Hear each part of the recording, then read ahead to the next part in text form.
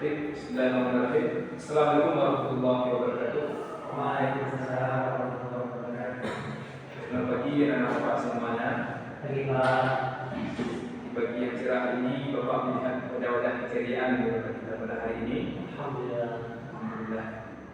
Apakah ada teman-teman anak-anak Bapak yang tidak hadir? Ada Pak Penuh Mana Ronong kita? sakit gitu. Sakit. Besok kalau sakit orang tua harus menghubungi Bapak agar Bapak tidak punya. Itulah anak Bapak semuanya. Di bagian cerah ini mari kita buka pembelajaran kita dengan sama-sama membaca salam. Bismillahirrahmanirrahim. Baiklah, anak Bapak semuanya, sebagaimana biasa hari ini yang kita kita itu tentang fikih. Ya, hari ini adalah pembelajaran tentang fikih, namun kali ini membahas tentang lebih pada pembelajaran usul fikihnya, bukan pada fikihnya. Nah, mungkin anak-anak besar dan nama Bapak ke depan, nama Bapak tahu nama Bapak. Nah, sebenarnya pada kali ini kita akan membahas tentang konsep ijtihad, yaitu mengenai mahkum fi, mahkum alaih dan qawaidul hamsah. Namun Bapak ingin mengingatkan kembali pembelajaran kita pada minggu kemarin itu tentang ijtihad. Siapa mestinya Bapak itu ijtihad? Ya, coba depan. Kesepakatan ulama. Kesepakatan ulama. Nah, ya saudara karena baik. Nah, kita ingatkan kembali itu ijtihad.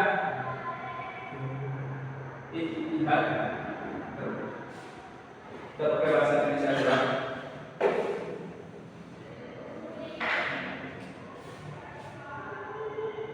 Ijtihad. Ini kata-katanya ada yang mengatakan jahalah. Namun dalam penulisan ada tambahan huruf ta, bukan ada tambahan huruf hamzah dan ta jawaban. Tujuannya apa? Jahalah supaya tahu. Jahalah itu berarti bersungguh-sungguh, menggunakan semua kekuatan. Namun ditambah dengan hamzah yaitu al-fathi dan ta di tengahnya. Jadi bacanya ijtihad itu menunjukkan benar-benar bersungguh-sungguh, benar-benar dan berusaha. Nah, jadi ijtihad itu adalah benar-benar berusaha dan bersungguh-sungguh menyebabkan sebuah kemampuan dalam mengenali hukum-hukum fikih. Nah, itu yang disebut dengan ijtihad. Nah, baiklah, pada hari ini Bapak kita akan mempelajari tentang yang pertama yaitu mahkum fi. Sekarang kita lihat di depan sini. Dari tulisan ini, apakah ada Bapak yang telah mengerti apa itu mahkum fi? Mahkum alaih?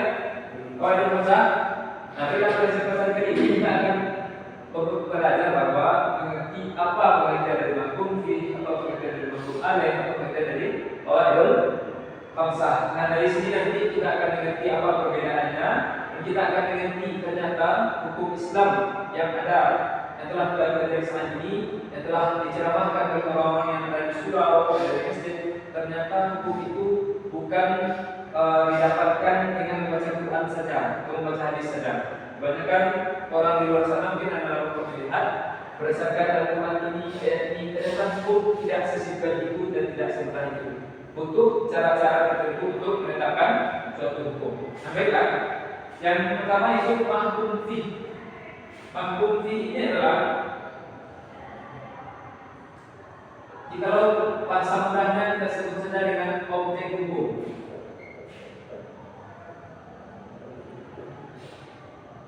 Objek hukum yang berkaitan dengan perbuatan bukanlah. Apa itu? Mahkum fi objek hukum yang berkaitan dengan perbuatan mukallaf. Ada yang apa itu perbuatan mukallaf? Perbuatan kepada seseorang yang menolak menerima kewajiban atau menerima perintah. Ya, betul. Tepuk tangan untuk nama Bapak. Ya. Mukallaf itu adalah orang yang telah terlibat hukum. Nah, dia telah terkena hukum. Nah, jadi mahkum ini adalah objek hukum atau sesuatu yang dikenai hukum, namun yang dikenai hukum itu adalah perbuatan mukallaf. Apa contohnya? Contohnya seperti perbuatan mukallaf itu, contohnya adalah seperti sholat. Ini adalah perbuatan mukallaf. Berarti kalau orang telah mukallaf maka sholat hukumnya wajib. Hukumnya wajib. Kedua, puasa. Puasa Ramadan kalau sudah mukallaf maka hukumnya Wajib. wajib. Haji. Wajib bagi yang mampu. Haji ini wajib bagi yang mampu. Nah, jadi kalau kita bicara tentang mampu itu adalah perbuatannya, bukan bedanya, tapi merupakan perbuatannya. Sampai sini ada dipahami? Ada nama yang mampu?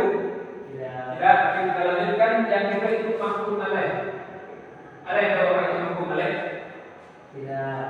Dari sana kita melihat mahkum Orangnya sama apa? dosa mahkum. Objek hukum perbuatan orangnya. Apa mahkum alaih? Bedanya. Bedanya Perbuatannya. perbuatan tapi mahkum fi. Mahkum alaih tadi yang betul. Orangnya. Nah, bagus. Tepuk tangan untuk nama Pak. Mahkum alaih adalah orang yang Melaksanakan hukum itu. dikenai hukum.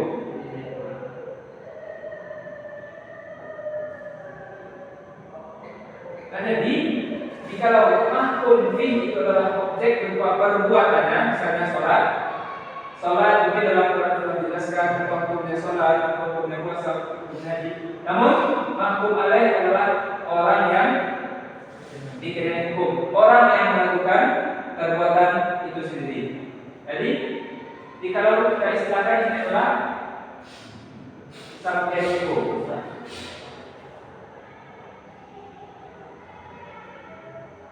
Inilah pelaku dalam melakukan perbuatan. Nah, jadi dari sini kita dapat perbedaannya mahkum fi adalah objek hukum atau perbuatan mukallaf. Saya tulis mukallaf. Sementara mahkum alaih adalah orang yang dikenai hukum atau subjek hukum, yaitunya orang yang melakukan perbuatan itu sendiri. Itunya itu adalah orang yang telah mukallaf, telah dibebani hukum. Nah, baik. Setelah kita memahami itu, kita akan masuk kepada qawaidul khamsah. Qawaidul khamsah secara bahasa adalah qawaidul ini adalah jamak dari kaidah, yang artinya adalah kaidah-kaidah 5. Yang ini adalah kaidah-kaidah usul fikih dalam menentukan hukum. Qawaidul khamsah ini kalau kita lihat dari tulisannya ada berapa berarti kaidahnya? 5. Ada 5, betul. Yang pertama, ada yang tahu? Siapa yang tahu? Dengar? Nah, qawaidul khamsah itu adalah cara dalam penentuan suatu hukum yang dilakukan oleh seorang mujtahid. Orang yang bisa ditetapkan itu dengan mujtahid. Nah, yang pertama adalah keyakinan. Kita tulis saja dengan bahasa Indonesia, artinya tidak akan hilang. Bukan hilang dengan keraguan.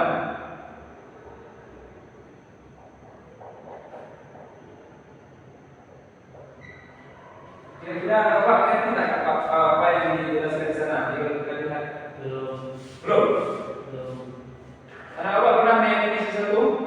Pernah. Contohnya? Yang saya tidak dia masih pernah. Nah, misalnya anak bapak tadi nanti sholat zuhur. Anak bapak sholat zuhur, ketika akan melaksanakan sholat, anak bapak yakin telah berwudu. Namun setelah sholat, anak bapak menjadi ragu. Tadi Allah berdua, tolong. Allah berdua, tolong. Allah berdua, tolong. Itu saya dikatakan nanti seperti tadi. Ragu. Nah, jadi dari sana sebelumnya anak bapak sebelum bersolat telah yakin dengan penuh yang telah berwudu. Apakah itu menghilangkan keyakinan? Tidak. Keraguan-keraguan itu tidak akan hilangkan keyakinan, tapi ada kecualinya. Apa kecualinya?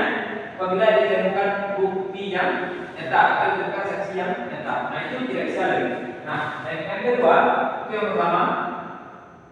Yang kedua, al-umuru bi maqasidiha, yaitu adalah segala sesuatu tergantung niat boleh, tujuan boleh, tujuan sudah kita buat sama, ya kan? Segala sesuatu tergantung dengan tujuannya. Contohnya apa? Ada apa yang bisa? Contohnya kita sholat dan tujuan kita sholat. Oke. Sekarang kalau kita membahas tentang hukum itu bisa. Kalau kita membahas tentang hukum, contohnya saja seseorang yang mencilok. Itu ada apa mencilok? Maling. Nah, maling atau mencuri itu tidak bisa dikenakan hukum langsung. Tetapi dalam hukum, dalam pengadilan itu harus ada dulu apa tujuan dari dia maling. Ada nggak unsur kesengajaannya? Kalau ada unsur kesengajaannya maka dia dikenai hukum. Tapi kalau tidak ada unsur kesengajaannya, apakah dia lupa, atau dia tidak tahu, atau dia gila, apakah dia tidak hukum? Tentu saja tidak. Nah, jadi yang kedua adalah segala sesuatu itu tergantung tujuannya. Yang ketiga adalah apa yang ketiga? Yang ketiga adalah kesulitan itu bisa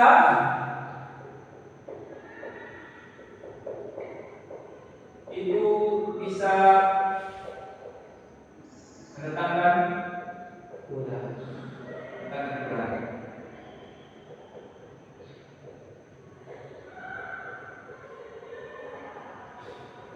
Di sini ada apa? Ada yang tinggal di daerah yang sangat dingin. Ada. Nah, ketika daerah itu sangat dingin, air begitu membeku. Jadi apa sanggup tak berwudu ketika subuh? Sanggup. Mungkin ada sebagian orang di daerah luar negeri sana yang memiliki musim 3 musim panas, musim dingin dan musim semi. Ya. Ketika musim semi ini air begitu sangat dingin, maka dia tidak akan sanggup menyentuh air. Maka di sini kesulitan ini bisa datang kemudahan dengan digantinya wudu dengan bertayamum. Dengan bertayamum. Oke, lanjut. Yang ketiga. Yang keempat. Yang keempat apa? Bahaya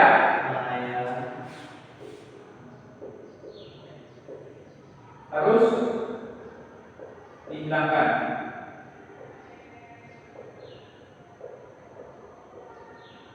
Mungkin ini Saya bisa. ya bagaimana Pak? Contohnya ketika sholat lalu ada ular yang melintaskan. Ya, bagus, tepuk tangan. Ya, kalau kita sholat lewat ular piton di dekat kita, atas jangan kita lanjut sholat, tapi kita kalau bisa kita bunuh atau kita main dah. Karena kita biarkan diri kita dipilih oleh ular piton. Itu merupakan satu kekonyolan. Itu maksudnya bahaya harus dihilangkan, termasuk ketika kita sakit. Sakit ini misalnya sakit kita itu parah, namun obatnya itu kita harus memakan ular yang sangat menjijikkan. Nah, jadi untuk menghilangkan bahaya sakit ini kita mesti memakan obat yang sangat menjijikkan tersebut untuk menghilangkan sakit dari diri kita. Nah, sudah empat yang kita jelaskan. Yang kelima terakhir kalau saya adalah adat Istiadat atau tradisi kebiasaan bisa dijadikan ada sentuh.